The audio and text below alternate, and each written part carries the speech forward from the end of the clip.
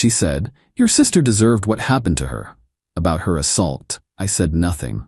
Then I posted her saying it online. The internet destroyed her life in 24 hours. I, 28 male, am sitting in my silent apartment. It's too quiet. 3 years of background noise, of her humming, of her trashy reality shows, of her endless phone calls. It's all gone, and it's my fault, or rather, my doing. My girlfriend Alara is, or I guess was, a mindfulness and authenticity coach. You know the type. Pastel-colored Instagram feed, inspirational quotes over photos of sunsets, endless talk about holding space and vibrating higher. She made a decent living selling online courses and private sessions to people who wanted to find their true selves. I thought it was a bit silly, but it made her happy, and for a long time, she made me happy. My sister Maya, 24, is my whole world. Last year she was assaulted. It was brutal, random, and it shattered her. The legal process was a nightmare that ended with the guy getting a plea deal that felt like a slap on the wrist. Recovery has been a slow, agonizing climb for her. I've been there every step of the way. Therapy appointments, late-night calls when the nightmares came, just sitting with her in silence when words were too much. Alara was supportive at first. She brought over soup, said all the right things. But lately, her patience has been wearing thin. My focus wasn't 100% on her anymore. Maya's trauma, as she started calling it, was an inconvenience. A recurring appointment in my calendar that took away from our date nights. 2 weeks ago, Maya had a breakthrough. She's a potter, a really talented one. For the first time since the assault, she spent a whole weekend at her wheel. She made a set of 4 beautiful, oversized coffee mugs. She glazed them in a deep ocean blue with flecks of gold. She brought them to my apartment as a thank you gift. For me and for Alara. She was so proud. It was the first time I'd seen her genuinely smile in a year. That brings us to last night. Alara and I were supposed to go to some gallery opening with her friends. I had to cancel because Maya had a severe panic attack and I needed to go be with her. I got home around 11 p.m., exhausted. Alara was waiting for me, tight-lipped. The argument started small. You always prioritize her. She needs to learn to stand on her own 2 feet. I was tired. I didn't engage much. I just made myself some tea, using one of Maya's new mugs. That's when Alara's controls snapped. "You and that stupid girl," she seethed. "I'm so sick of this. Sick of your life revolving around her pathetic little drama." She gestured wildly with her hand and knocked my new mug off the counter. It shattered on the tile floor. It wasn't an accident. The motion was too deliberate. I just stared at the pieces. That beautiful blue, shattered. "Oh, whoops," she said, her voice dripping with sarcasm. I didn't say a word. I knelt and started picking up the larger pieces. Her voice dropped to a low, venomous hiss. You know, if she hadn't been walking home alone so late, dressed like that, maybe none of this would have happened. Honestly, a part of me thinks your sister deserved what happened to her. A little reality check. The world stopped. I just froze, a piece of sharp ceramic in my hand. I didn't look at her. I didn't yell. I didn't do anything. My phone had been on the counter where I'd left it after talking to Maya's therapist. I have a habit of recording audio notes for myself. Thoughts, ideas, reminders. It's an old habit from college. The little red icon was still active on the screen. It had recorded everything. The smash. Her words. I slowly stood up. I looked at her, really looked at her, and saw a complete stranger. "Get your things," I said. My voice was flat, empty. "And get out of my home." She scoffed. "Oh, don't be so dramatic, Leo. I was just angry. Get out." She must have seen something in my eyes then because she backed down. She packed an overnight bag, slamming drawers, all the while muttering about how I was overreacting, how sensitive I was. She left. I sat on the floor for an hour. Then I picked up my phone. I trimmed the audio file. It was 32 seconds long. The sound of the mug smashing, her sarcastic whoops, and then the line. The one that will be burned into my brain forever. I opened a throwaway social media account. I uploaded the audio, just the audio, with a simple, typed-out transcript over a black screen. I added a caption. "This is Alara Vance, the authenticity coach. This is what she sounds like when she isn't charging you $200 an hour to hold space. This is what she said about my sister, a victim of a violent assault." I didn't use any hashtags. I didn't tag her main account. I just put it out there. Then I turned off my phone and went to bed. I woke up this morning and turned it on. The clip has over 1 million views. Update 1. I need to preface this by saying I didn't expect this. I didn't think about virality or consequences or anything. I was just running on pure cold instinct. I wanted the person she presents to the world to see the person I saw last night. The first 24 hours were a blur. My post got picked up by some big commentary channels. People are masters of internet sleuthing. They found her business pages, her personal accounts, everything. The audio is so clear, her voice so distinct. There's no denying it's her. Her entire online presence is a raging dumpster fire. Every single post is flooded with comments, thousands of them. People are canceling their sessions, demanding refunds for her courses. The wellness collective she was a partner in issued a statement this morning saying they have severed all ties with Ms. Vance, effective immediately, citing that her expressed views are fundamentally incompatible with our community's values of empathy and healing. Her phone calls started around 8 a.m. yesterday. I didn't answer. She left 27 voicemails. They progressed through a fascinating, if predictable, cycle. Confusion. Leo, what is this? My phone is going crazy. Some stupid video? You need to fix this. Bargaining. Okay, I'm sorry. I was mad. I said a horrible thing. I didn't mean it. Just take it down, please. We can talk about this. I'll apologize to Maya. Rage. You are destroying my life, my career, everything I've built. You are tearing it down over one sentence. You are a monster. You'll be hearing from my lawyer. Pity. This one was my favorite. A sobbing, barely coherent message about how everyone is attacking her, how she's the real victim here, and how could I, who once claimed to love her, do this to her? Then came the flying monkeys. Her mother, Delia, called me. She didn't yell. It was worse. She used that disappointed, condescending tone that she's a master of. Leonard, she said. She always used my full name. I know you're hurting, but what you've done to Alara is unforgivable. She's a good person who made a mistake. You've unleashed a lynch mob on my daughter. You need to take that vile post down and issue a public apology for manipulating her words. I was silent for a long moment. Then I said, Delia, she said my sister deserved to be assaulted. I didn't manipulate anything. I just let people hear it. You took it out of context, she insisted. What context, I asked, my voice still flat, makes that statement acceptable? She sputtered for a second, then hung up. I've blocked all of them. Alara, her mom, her dad, her sister. I'm only talking to my family and a couple of close friends who know the whole story.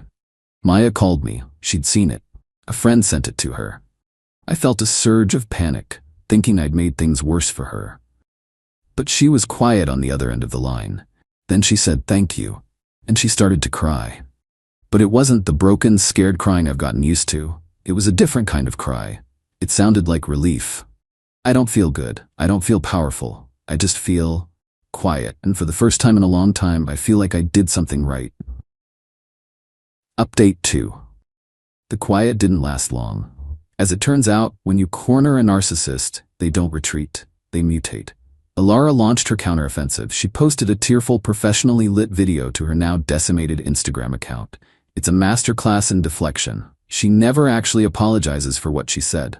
The highlights. My words were clipped and stripped of all context from a private, emotionally charged conversation. I have been the victim of a targeted harassment campaign orchestrated by a vengeful ex-partner. This is a classic example of digital abuse, where a man uses technology to control and silence a woman. She finished by announcing she was taking a mental health break to heal from this traumatic ordeal. It was a bold move, and it might have worked on some people, if not for two things. First, the sheer, unambiguous awfulness of the original audio. Second, her entitlement, which is a force of nature. 2 days ago, my doorbell rang. It was Alara's father, Richard, and her mother, Delia. Richard is one of those guys who thinks a firm handshake and a loud voice can solve any problem. Leo, we need to talk, he boomed as I opened the door. There's nothing to talk about, Richard. Don't be a child, Delia snapped, pushing past me into my apartment. You are going to fix this. I stayed by the door. Excuse me? Richard stepped in, crowding my space. You heard her. You've had your little tantrum. It's over. You will take down the original post. Then you will post a statement saying you were emotionally unstable, that you doctored the audio, and that you apologized to Alara for the damage you've caused. I actually laughed. A short, sharp, bitter sound. You're delusional.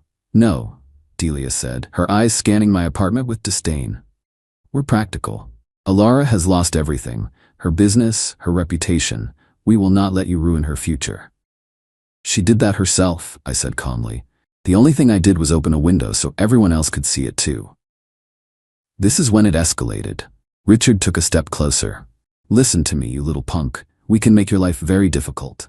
We have lawyers, good ones. We will sue you for defamation, for libel, for everything we can think of. We will drag you and your damaged little sister through the mud. And there it was. Damaged little sister. The calm I'd been holding on to for a week finally cracked. Not into rage, into something colder. Get out of my apartment, I said. My voice was low. Not until you agree, Richard started. Get out. I think they were genuinely shocked. I'm not a yeller. They finally left, muttering about how I'd be hearing from their legal team. So, here's my own little dirty trick.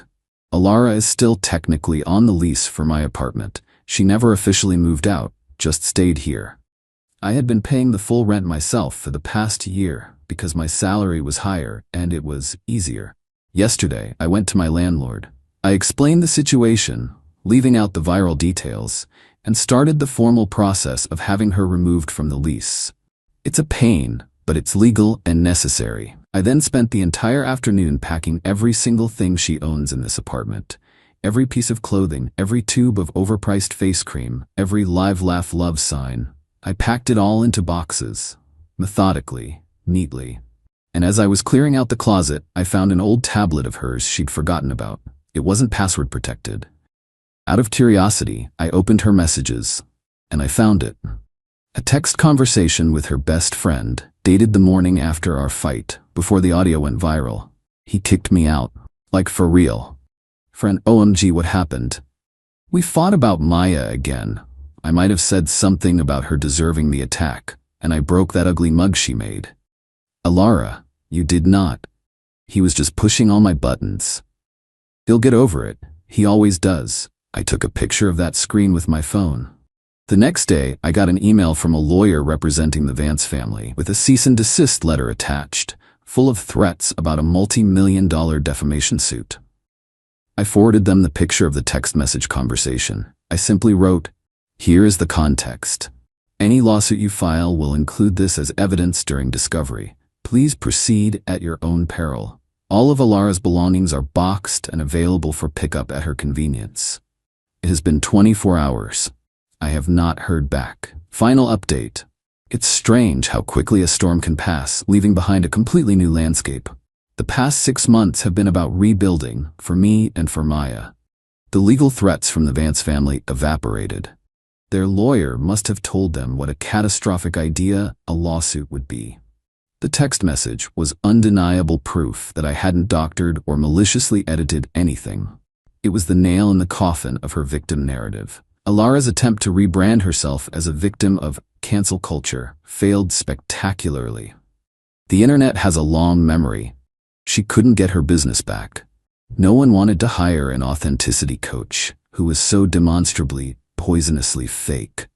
From what I've heard through the grapevine, she had to move back in with her parents. She deleted all her public social media and works now as an assistant at her dad's accounting firm. Not a punishment in the grand scheme of things, but for someone whose entire identity was built on public adoration and a curated persona, it must be a private kind of hell. To be ordinary, to be irrelevant.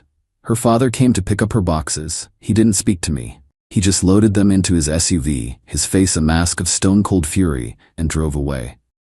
That was the last I ever saw or heard from any of them. Life is different now, quieter. I moved out of that apartment last month. Too many ghosts. My new place is smaller, but it's mine. It doesn't echo with her voice or her absence. Maya is doing better than I have seen her in years. Seeing Alara face a consequence, even a social one, did something for her. It wasn't about revenge.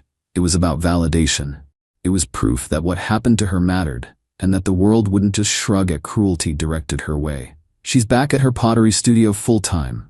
She's laughing again. A real deep laugh that I desperately missed. When I was packing up the old apartment, I found the box where I'd kept the pieces of the shattered mug. I couldn't bring myself to throw them away. I brought them to Maya. Last weekend, we sat together at her studio.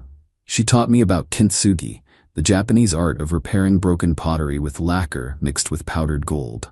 She said the philosophy is that the breakage and repair are part of the object's history, not something to hide. It makes the object more beautiful for having been broken. We spent hours painstakingly fitting the pieces back together, tracing the cracks with golden glue. It's not perfect. The cracks are visible, a web of shimmering gold against the deep blue. But it's whole again, and it's more beautiful than it was before. I don't feel like a hero. I don't celebrate what happened to Alara. I just feel a profound sense of peace. I protected my sister. I stood up for her when she couldn't. I look at that golden-seamed mug on my new kitchen counter every morning, and it reminds me that some things are worth fighting for. And some things, once broken, can be made even stronger.